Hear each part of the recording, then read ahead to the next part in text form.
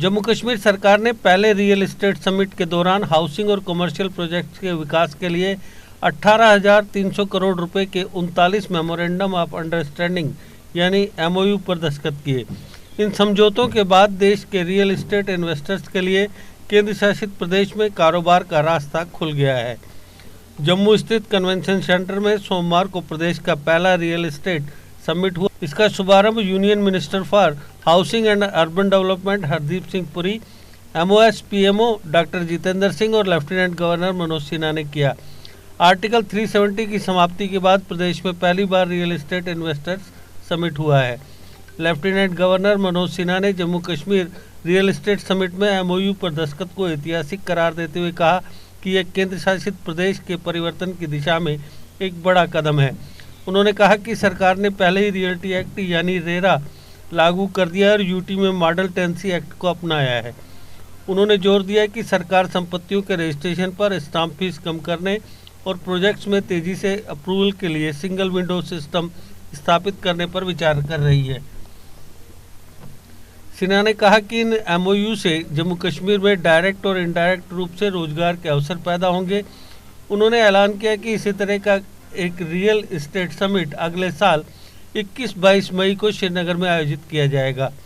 विकास के नाम पर स्थानीय लोगों की जमीन हड़पने के विपक्षी दलों के आरोपों के बारे में सिन्हा ने कहा कि यह डर पैदा करने और लोगों को भड़काने का प्रयास है। उन्होंने कहा कि कोई डेमोग्राफिक चेंज नहीं होगा। LG ने कहा कि रियल एस्टेट डेवलपर्स को यूटी के स्थानीय बिल्डरों के साथ साझेदारी करने के लिए कहा गया है।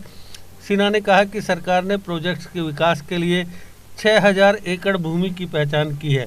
इसके अलावा एग्रीकल्चर लैंड के इस्तेमाल में बदलाव के लिए भी नियम बनाए गए हैं। उन्होंने कहा कि सरकार नई इंडस्ट्रियल पॉलिसी के तहत प्रोजेक्ट के विकास के लिए अपनी ज़मीन भी देगी। जिन लोगों के पास ज़मीन है उन्हें यह तय करने की आज़ादी होनी चाहिए कि वह इसका इस्तेमाल कैसे करना चाहते हैं।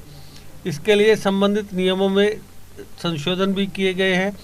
LG ने कहा कि संपत्ति के मालिक और किराएदार के बीच संतुलित व्यवस्था से समझौते के लिए माहौल तैयार किया गया है। रियल एस्टेट सेक्टर में पारदर्शी व जवाबदेह ढांचे की सुविधा के लिए रेरा पोर्टल, हाउसिंग पोर्टल, एकीकृत नीलामी पोर्टल लाए गए हैं। इस तरह की पहल से डेवलपर्स और घर खरीदार दोनों को उनकी सभी ज़रूरतों के लिए वन स्टॉप पोर्टल की मदद मिलेगी। जम्मू कश्मीर सरकार ने नॉर्देको के साथ स्किल डेवलपमेंट के लिए MOU किया है।